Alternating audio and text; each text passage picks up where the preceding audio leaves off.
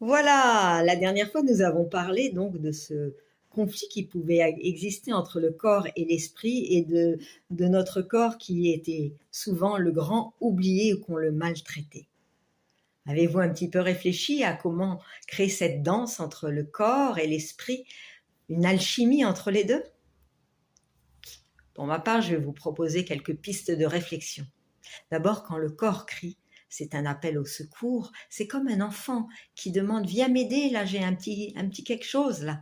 S'il vomit, s'il tousse, s'il expulse des choses par toutes les voies possibles, le nez, les oreilles et je ne sais encore, eh bien il nous rend service, n'est-ce pas?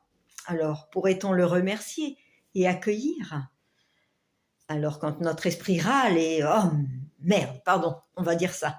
J'ai encore le nez bouché. Ah, parce que là ça sort pas par contre.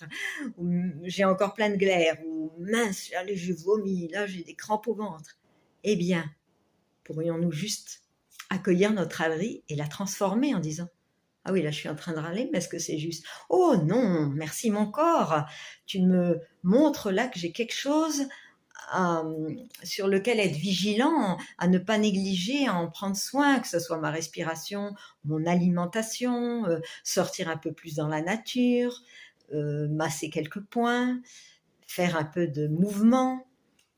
Donc vous voyez, il y a un point d'entrée, que ce soit à partir du corps ou de l'esprit, c'est l'accueil, l'accueil des pensées, l'accueil des douleurs, et trouver le chemin pour que les deux puissent dialoguer et créer l'ouverture pour trouver les solutions pour se soigner.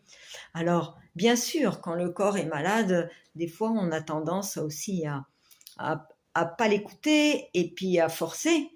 Et puis alors, résultat, après, ça empire.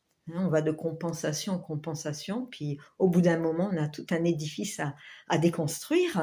Ou bien on peut dire, bon, ben, tout de suite prendre des médicaments.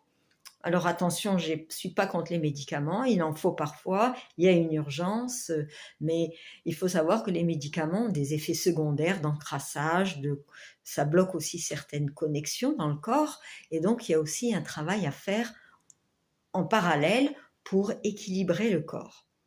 Le secret aussi dans tout ça, c'est que dans notre corps, il y a 9 systèmes énergétiques et il y en a un qui est merveilleux parce que grâce à lui, on a des réservoirs d'énergie qui sont disponibles dans les cas de grande crise, dans les cas de fatigue, de souffrance. Et pour cela, il faut le nourrir. Et ce qu'il nourrit, c'est souvent la réjouissance, la gratitude.